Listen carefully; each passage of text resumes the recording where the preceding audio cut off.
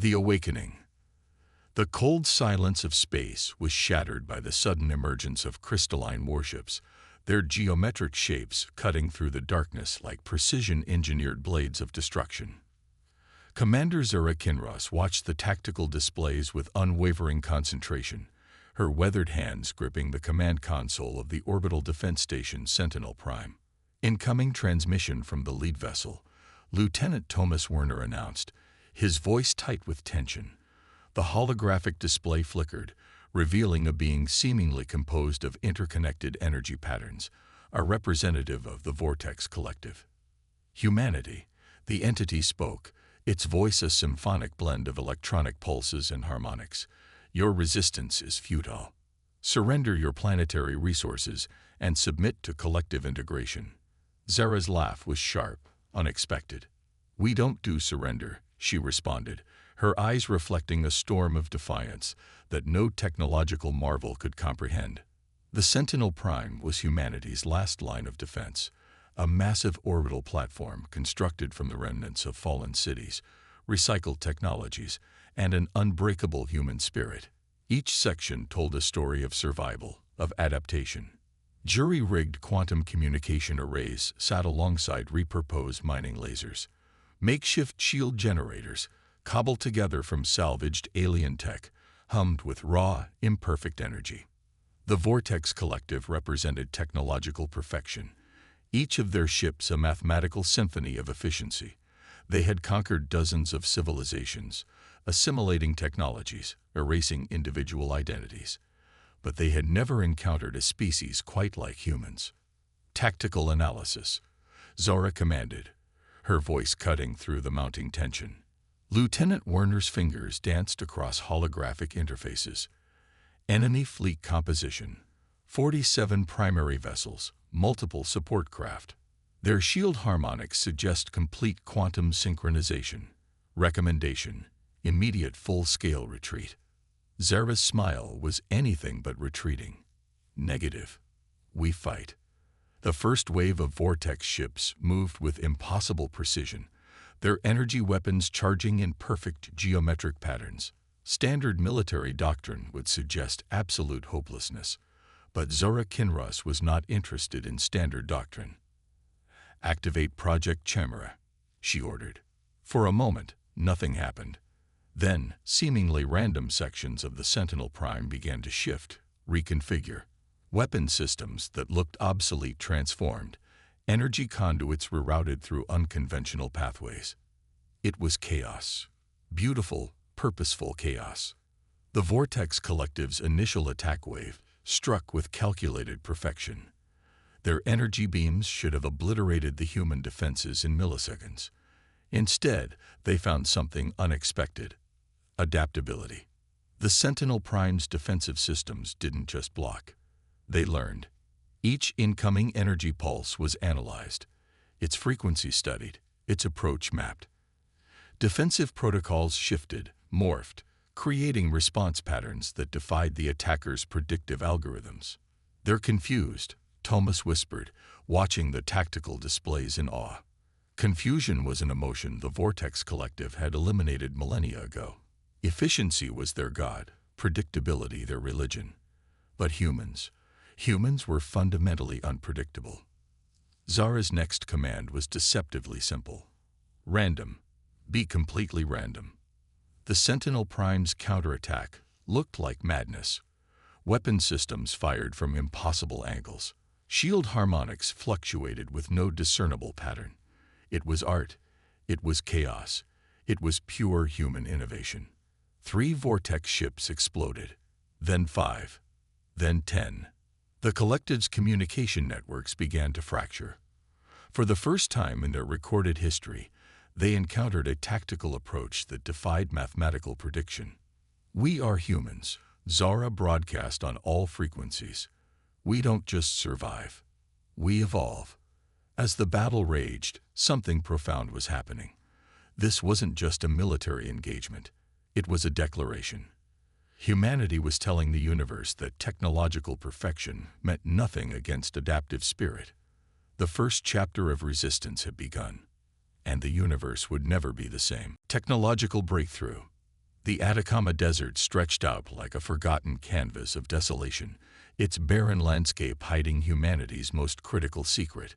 Deep beneath the scorched earth, Dr. Rohan Mehta moved between holographic displays, his fingers tracing quantum equations that danced like living organisms. Subterranean Research Complex Delta 9 was more than a laboratory. It was humanity's last hope of technological survival. Banks of experimental quantum processors hummed with potential, each one a testament to human creativity born from desperation. Another failure, Rohan muttered, watching another simulation collapse. The Vortex Collective's technological superiority seemed insurmountable. Their quantum communication networks could predict and counter almost any strategic move within microseconds. But Rohan understood something fundamental about technology that the Vortex Collective had forgotten. True innovation wasn't about perfection. It was about adaptability. His latest project was revolutionary. A quantum adaptive network that didn't just respond to threats, but learned from them in real time. Where the Vortex relied on predetermined algorithms, Rohan was creating a living, breathing technological organism. Dr. Arya Patel, his lead computational biologist, entered the laboratory. The last test run showed promise, she said, her voice a mixture of excitement and exhaustion. Rohan nodded, pulling up a holographic representation of their experimental system. Imagine a defense network that didn't just block an attack, but understood it.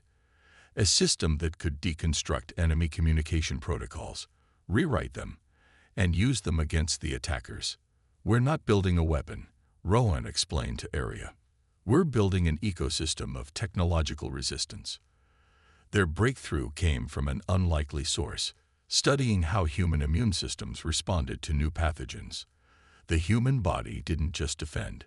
It learned, adapted, created new defense mechanisms on the fly. The quantum adaptive network they were developing worked similarly. Each interaction with an external system would be a learning experience. The network would evolve, mutate, create entirely new communication protocols that the Vortex Collective couldn't anticipate. Suddenly, alarms blared. External scanning systems had detected a Vortex reconnaissance drone attempting to penetrate their underground complex. "This is our chance," Rohan said, his eyes gleaming with determination. Instead of blocking the intrusion, they would let the drone partially penetrate their systems. But what the Vortex would encounter wasn't a standard defense network. It was a living, evolving technological trap. As the drone's quantum scanners began probing their systems, the adaptive network sprang to life. It didn't just defend. It began to learn, to understand the Vortex's communication protocols. Within moments, it was rewriting them, creating false pathways, generating misinformation. The Vortex drone, designed for perfect reconnaissance, found itself lost in a maze of its own making. Its quantum processors became increasingly confused, unable to distinguish between real and fabricated data streams. "We just rewrote the rules of technological warfare," Arya whispered. Rohan's smile was both a scientist's triumph and a warrior's declaration. Humanity wasn't just surviving. They were transforming the very concept of technological conflict. The Vortex Collective would soon learn that humanity's greatest strength wasn't in matching their technology, but in reimagining it entirely. The infiltration. The communication hub of the Andromeda sector pulsed with geometric precision, a crystalline marvel of the Vortex Collective's technological supremacy. Massive data streams flowed like rivers of light, each transmission a mathematically perfect symphony of information. Lieutenant Kendra Rodriguez adjusted her adaptive camouflage suit, its molecular structure shifting to match the surrounding environment with near-perfect synchronization. Her team of 4 special operations specialists represented humanity's most unconventional weapon: unpredictability. "Infiltration point secured," whispered Specialist Marcus Wong, his neural interface scanning the hub's quantum communication arrays. "Their security is mathematically perfect, which means it's absolutely predictable." The mission was audacious, not just to gather intelligence, but to disrupt the Vortex Collective's primary communication network. A single point of interference could create cascading failures across their entire strategic infrastructure. Kendra's cybernetic eye scanned the facility, overlaying tactical assessments in real time. The Vortex designed their facilities with absolute symmetry, believing that perfect design meant perfect security. They never considered that imperfection could be a strategic advantage. Remember, Kendra communicated to her team, we're not soldiers. We're chaos agents. Their approach defied every military protocol. Where a standard infiltration would involve stealth and minimal engagement, their plan involved controlled disruption. They would enter the system, not to hide, but to be noticed in the most unexpected ways possible. Marcus began the first phase of their infiltration.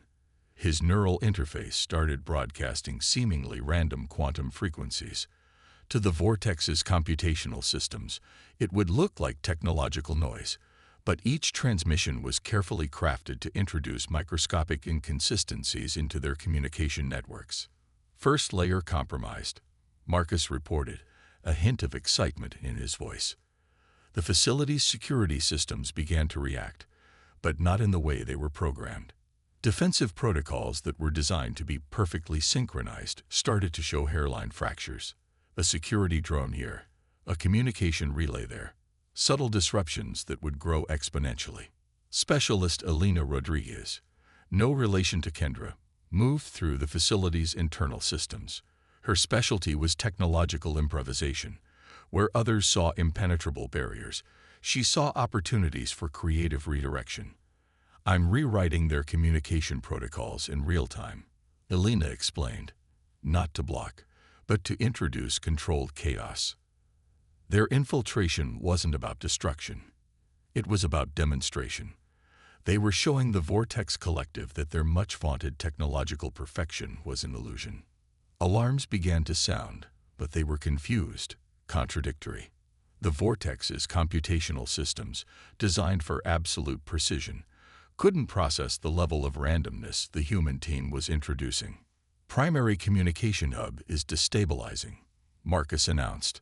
In the span of 30 minutes, they would create more disruption than entire military campaigns could achieve. By the time the Vortex realized what had happened, the damage would be done. Their communication networks would be riddled with microscopic inconsistencies that would take years to fully understand and repair. As they prepared for extraction, Kendra looked at her team.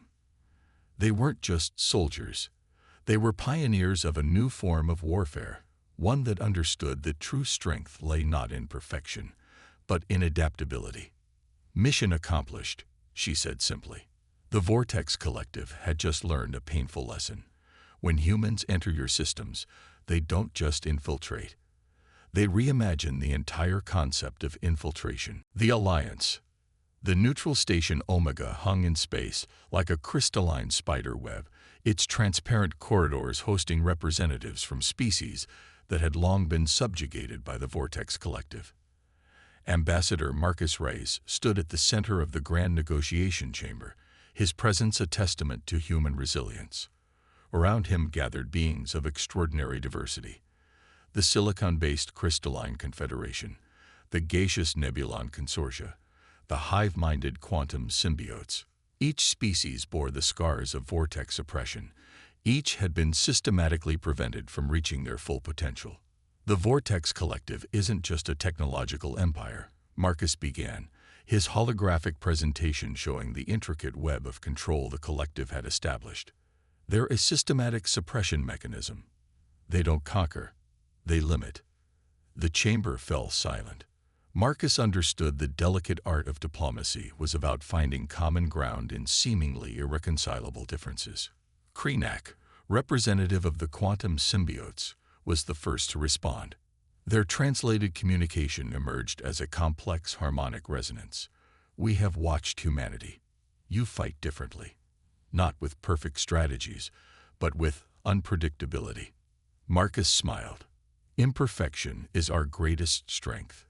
The Vortex believes in absolute control. We believe in adaptation. The presentation unfolded, revealing humanity's recent technological breakthroughs.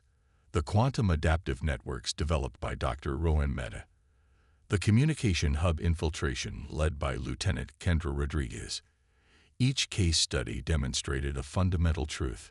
Human innovation thrived on chaos, on the ability to transform limitations into opportunities. Representative Zara of the Crystalline Confederation leaned forward. You propose an alliance not of perfect unity, but of collaborative diversity. Exactly, Marcus replied. Each species brings its unique approach, the symbiote's collective intelligence, the Crystalline Confederation's structural resilience, humanity's adaptive creativity. Together, we're not just resistance, we're evolution. The negotiations were complex, spanning multiple standard cycles, old rivalries, centuries of mistrust. These were the real barriers. But Marcus understood something profound about diplomacy that the Vortex Collective could never comprehend. True alliance wasn't about eliminating differences, but celebrating them. By the negotiations' end, a revolutionary coalition had formed. Not a military alliance in the traditional sense, but a collaborative network where each species would contribute its unique strengths. The quantum symbiotes would provide strategic coordination. The Crystalline Confederation would develop adaptive defensive technologies. Humanity would bring its revolutionary approach to problem-solving. The Vortex Collective had spent millennia creating a perfectly controlled universe. In one diplomatic session, this coalition was preparing to dismantle that entire construct. We are not just fighting a war, Marcus told the assembled representatives. We are redefining the very concept of galactic interaction. As the alliance took shape, something extraordinary was happening. Species that had been isolated, controlled, and limited were rediscovering their potential. The Vortex Collective's greatest weakness was about to be exposed. Their inability to understand that true strength comes from diversity, not uniformity. The counterstrike. The Orion frontier erupted in a symphony of chaos. Admiral Elena Volkov stood on the bridge of the collaborative defense platform, watching as the most unprecedented battle in galactic history unfolded. The Vortex Collective's armada approached with its usual mathematical precision. Hundreds of ships moving in perfect geometric formations, their crystalline hulls reflecting starlight with impossible symmetry. They had come to crush the newly formed alliance, to demonstrate the futility of resistance. They would learn a different lesson today. Activation sequence initiated. Elena commanded. The Allied fleet was nothing like the uniformed forces the Vortex had encountered before. Humanity's ships moved with seeming randomness. The quantum symbiotes vessels shifted and merged like living organisms. Crystalline Confederation ships transformed their very structure mid-battle. Where the Vortex expected predictability, they found pure, beautiful chaos. Dr. Rowan Mehta's adaptive quantum networks came to life across the entire fleet. Each ship wasn't just a weapon. It was a learning system. Every enemy attack was instantly analyzed, understood, and countered in ways that defied conventional warfare. Lieutenant Kendra Rodriguez's infiltration techniques had provided critical insights into Vortex communication protocols. Now those insights became weapons. The Allied communication networks began to broadcast signal patterns that confused and disrupted the collective's computational systems. They're losing cohesion, reported Marcus Wong, coordinating tactical communications. Their perfect formations are breaking down. The battle was extraordinary. Vortex ships designed for absolute mathematical precision found themselves facing an enemy that didn't just fight. They evolved in real time. A weapon fired would be studied, understood, and rendered ineffective within moments. Krenak of the quantum symbiotes guided collective intelligence strategies that anticipated enemy movements before they occurred. The Crystalline Confederation's ships transformed their very molecular structure, becoming living shields and weapons simultaneously. And humanity. They brought something the Vortex could never understand. The ability to find opportunity in chaos. Primary Vortex command ship is isolating, Elena announced.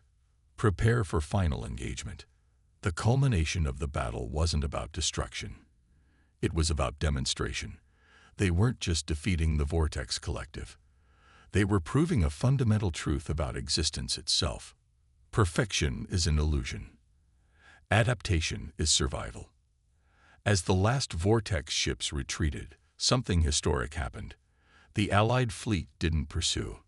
They had made their point.